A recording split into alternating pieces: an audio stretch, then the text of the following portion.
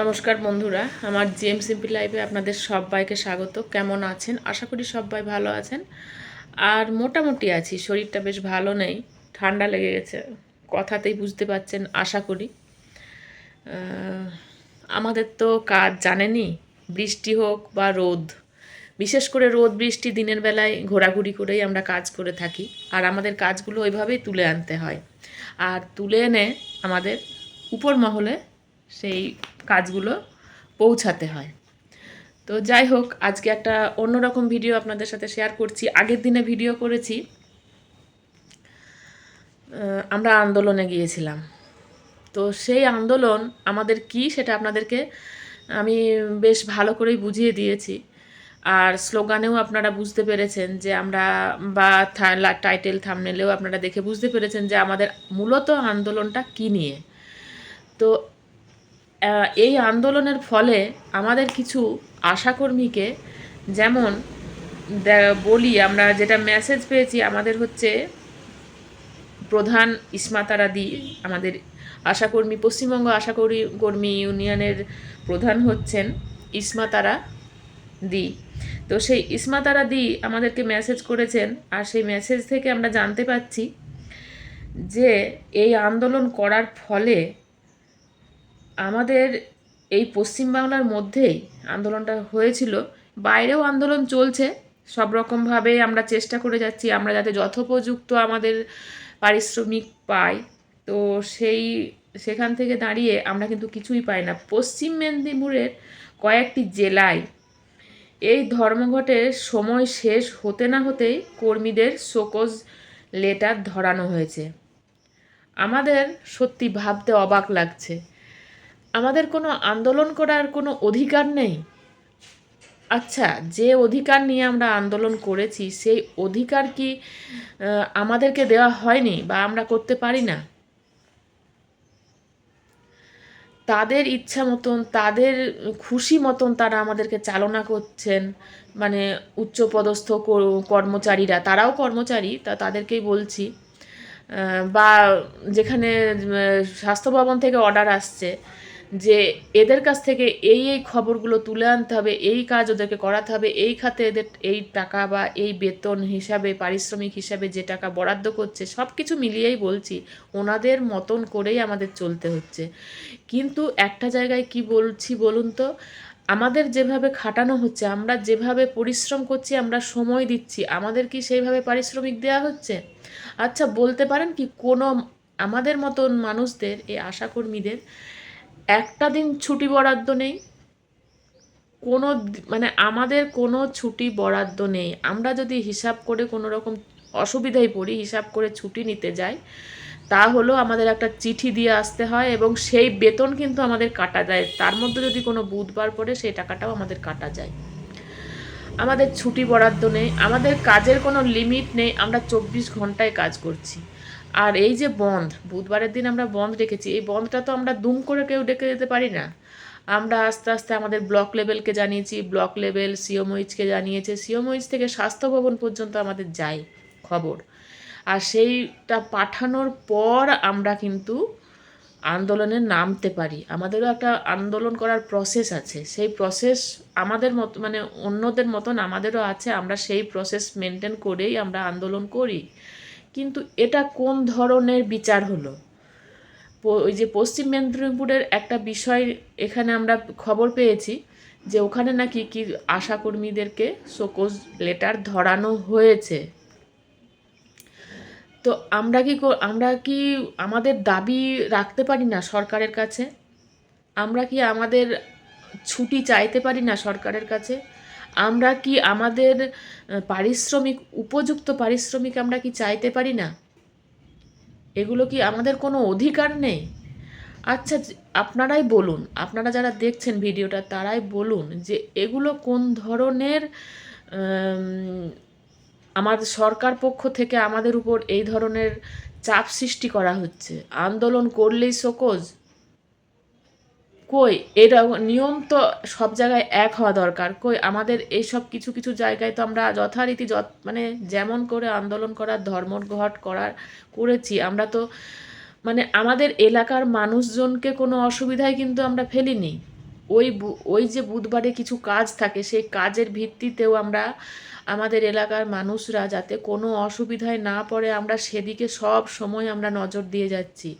আমাদের যে ভ্যাকসিনের খবর দিতে হয়, পুরো ডিউ লিস্ট তৈরি করতে হয়, আমাদের যাবতীয় আমরা কিন্তু কোনো কিছু বন্ধ রাখছি না। অথচ সরকার যে 4 মাস 5 মাস করে বেতন দেওয়া আটকে দিচ্ছেন, বন্ধ করে দিচ্ছেন, তারপরে যখন দিচ্ছেন তখনও কিন্তু পুরোটা দিয়ে দিচ্ছেন না, তখনও ঝুলিয়ে রাখছেন। এমনকি আপনারা ভাবলে অবাক হয়ে যাবেন, আমাদের কিছু টাকা আছে ভাগ ভাগ করে, সেই টাকাগুলো ধরুন গ্রুপ এ বি সি করে ভাগ করে করে কিছু কিছু কাজের টাকা এইভাবে আমাদেরকে দেওয়া হয়। তো আমরা সেভাবেই গোড়ায় চলছি। হঠাৎ করে কিছুদিন আগের থেকে এইরকম নিয়ম চালু করা হয়েছে, সরকারের হাতে টাকা নেই। ঠিক আছে, সরকার কি করছে, ওই যে ধরুন এ বি সি 3টে গ্রুপের মিলিয়ে টোটাল একটা ফরম্যাটে টাকা আসে আমাদের, সেখানে কি করতে শুরু করলো, এ গ্রুপের টাকাটা দিতে শুরু করলো। মানে কতটা নিচে নামা যায়, মানুষকে পাগল করা যায়, মানুষকে হেনস্থা করা যায়। তার কাছ থেকে যখন কাজটা সরকার পক্ষ নিয়ে নিচ্ছে, তখন মনে থাকছে না সরকার পক্ষের যে এদের পারিশ্রমিক দিতে হবে। আপনারা এক একটা কাজের পারিশ্রমিক শুনলে আপনাদের মাথা ঘুরে যাবে, কিন্তু যেহেতু সরকারের কাজ, আমরা নিজেরা স্বেচ্ছায় এখানে কাজ করতে এসেছি, সেই হেতু আমরা এই কাজটাকে একটা কি ব্যাপার জানেন, আমরা ভালোবেসে কাজটা করি। এমন অনেক মানুষ আছে যে মন থেকে ভালোবাসে, একটা কাজ করতে চায়। এরকম মানুষও আমাদের সাথে কাজ করে, যারা ঘরে বসে শুধু, তাদেরও অনেকের হয়তো আছে টাকা আর্নিংয়ের ব্যাপার, তার হাজব্যান্ড করে, কিন্তু সেখানে এমনও অনেক মহিলা আছে যে যারা কাজ করতে চায়। সেই হিসেবে তারা যখন কাজে যোগ দেয়, নিশ্চয় তাদের কিছু পারিশ্রমিক হাত খরচা, সেই আশাতেই তারা এসেছে। কিন্তু টাকাটা, যেটা বলি, আমার মেন জায়গা থেকে সরে চলে যাচ্ছি, টাকাটা কিভাবে দেয়া হয় জানেন আপনারা? ওই যে বললাম এ বি সি ডি ভাগ, প্রথমে ওই টোটালটা দেয়া হতো। এখন দাঁড়িয়েছে, মানে বলতে আর আমাদের লজ্জা বোধ করছে না, এখন ওই এ বিভাগের টাকা একবার, বি বিভাগের টাকা আর একবার, সি বিভাগের টাকা আর একবার, এইভাবে টাকা দেওয়া শুরু হয়েছে। স্বাস্থ্য ভবন থেকে এইভাবে অর্ডার আসছে। আর আমরা যখন এখানে বিএমএইচের কাছে বা আমরা যখন বিপিএসসিতে গিয়ে বলছি এইভাবে আমরা আমাদের টাকা মেলাতে পারছি না, আপনারা আমাদেরকে বুঝিয়ে দিন, বা আপনারা আমাদেরকে এইভাবে টাকা দেবেন না, আপনারা পুরো কেন একটা ফরম্যাটের এবিসিডি দেয়া হতো আগে, সেটা হঠাৎ করে এই কিছুদিন মানে ধরুন বছর খানেক কি বছর দেড়েক থেকে এই রকম প্রসেসে টাকা দেওয়া শুরু হয়েছে। আমরা কি আমাদের টাকা মিলাতে পারবো? আমরা যেভাবে পরিশ্রম করে আসছি, খেটে আসছি, সেই টাকার পরিমাণ আমরা কি মিলিয়ে আমরা কি ব্যাংকে অ্যাকাউন্টে দেখতে পারবো? কোনোবার এ দিচ্ছে, কোনোবার বি দিচ্ছে, কোনোবার সি দিচ্ছে, আবার কোনোবার হয়তো 4-5 মাস টাকা বন্ধ। এইভাবে আমাদেরকে চলতে হচ্ছে। তো এগুলো কি মেনে নেওয়া যায়? আর আমাদেরকে যে কাজের জন্য এখানে রাখা হয়েছে, সেই কাজটা হচ্ছে মেন কাজ হচ্ছে মাতৃমৃত্যু, শিশু মৃত্যু দূর করা, কমানো।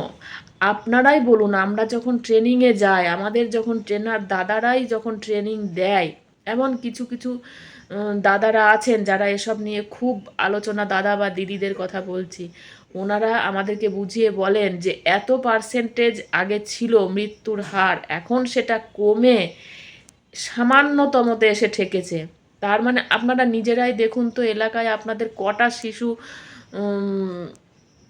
শিশুর ওই শিশু মৃত্যু হচ্ছে বা মাতৃমৃত্যু হচ্ছে, আপনারা নিজেরাই বলুন কতটা কেয়ার নেওয়া হয়। সেখান থেকে দাঁড়িয়ে সেই মা শিশুকে বাদ দিয়ে এখন আরও বোঝার উপর বোঝা আমাদের উপর চাপানো হয়েছে। আমরা কিন্তু সেটাও আপত্তি করছি না, আমরা সেগুলো মুখ বন্ধ করে করে যাচ্ছি, কিন্তু আমাদের পারিশ্রমিক কি বাড়ছে? না, আমাদের পারিশ্রমিক বাড়ে না। আর আমরা যদি আন্দোলন করতে যাই তখন কি হয়? লজ্জার কথা আর কি বলবো বন্ধুরা, কতটুকু যে বাড়ে সেটা আপনারা নিজেরা, প্রত্যেকের বাড়িতে টিভি আছে, ফোনে নিউজ চ্যানেল আছে, চ্যানেলে চ্যানেলে ঘুরে বেড়ায়, কত টাকা বেড়েছে আমাদের থেকে আপনারা আগে জানতে পারেন। যে আমাদের কত টাকা বেড়েছে। মাননীয়া আমাদের এত টাকা বাড়িয়েছেন, এই বরাদ্দ করেছেন মাননীয়া, এইভাবে আমাদেরকে রাস্তাঘাটে বেরোনো যায় না, রাস্তাঘাটে আমরা বেরোতে পারি না, আমরা কাজের জন্য বেরোই, কিন্তু ওই সময় যখন ওই ডিক্লেয়ার করে দেন না, অ্যান্ড্রয়েড ফোন দেওয়া হলো, এত টাকা বাড়ানো হলো, কত টাকা বাড়ানো হলো সেটা আপনারাও দেখতে পান, আমাদের থেকে আপনারা আগে দেখতে পান। তো এই হচ্ছে ব্যাপার। তো সেই আন্দোলন করা চলবে না, আন্দোলন তাহলে তাদেরই যদি এত অধিকার, তাহলে এবার আমরা যদি নিজেদেরকে নিজেরা গুটিয়ে নেই, তাহলে কাজটা কি করে হবে শুনি? কত বাচ্চা আছে, কত মা আছে, তাদের ওষুধ আছে, ইঞ্জেকশন আছে, তাদের দেখভাল আছে, তাদের বাচ্চার গ্রোথ কতটা বাড়ছে, কি খাওয়া দাওয়া। এই তো এই মাত্র ফিল্ড থেকে আধ ঘন্টা আগে এসেছি, এসে ফ্রেশ হয়ে দুটো খাওয়া দাওয়া করে আপনাদের সাথে কথা বলতে বসেছি। ফিল্ডে গিয়ে একটা ওই 8 মাসের বাচ্চা, আর 9 মাসের কমপ্লিট হয়েছে বাচ্চার বাড়ি গেলাম। সে কি খাওয়া দাওয়া করবে, তাকে কি খেতে দিতে হবে, তার নজর, তার বৃদ্ধি, তার ওজন, তাকে আয়রন সিরাপের খবর নেওয়া, তাকে ওআরএস দেয়া, এমনকি সেই বাচ্চাটার মাটার পর্যন্ত খাওয়া দাওয়া, বিশ্রাম সব কিছু নিয়ে এই বলে এলাম। আসল কথা, আমাদের এলাকাটা একটু টাউন ঘেঁষা, তো তাই আমি ভিডিও সেভাবে সেই সব বাড়িতে গিয়ে ভিডিও করতে বা সেই এলাকায় ঘুরে ঘুরে ভিডিও করে আমি শেয়ার করতে পারি না, সব জায়গায় সবটা করা যায় না। তো কিছু কিছু করি আর কিছুটা আপনাদের সামনে এইভাবে বলি। তো এই হচ্ছে ব্যাপার। তো সব কিছু মিলিয়ে আমাদের তো ঘাটতি কিছু নেই। এই তো আজকে এটা করে এলাম, গতকাল ধর্মঘট করে এসেছি, আগামীকাল শনিবার হচ্ছে সেকেন্ড স্যাটারডে আমাদের বিপিএসসিতে মিটিং। কোন কাজটায় আমরা পিছিয়ে আছি বলুন তো? কোন কাজটা আমরা অবহেলা করছি? আর আমাদের কোনো ন্যায্য বিচার দাবি করতে গেলেই আমাদের খারাপভাবে অ্যাটাক করা হচ্ছে।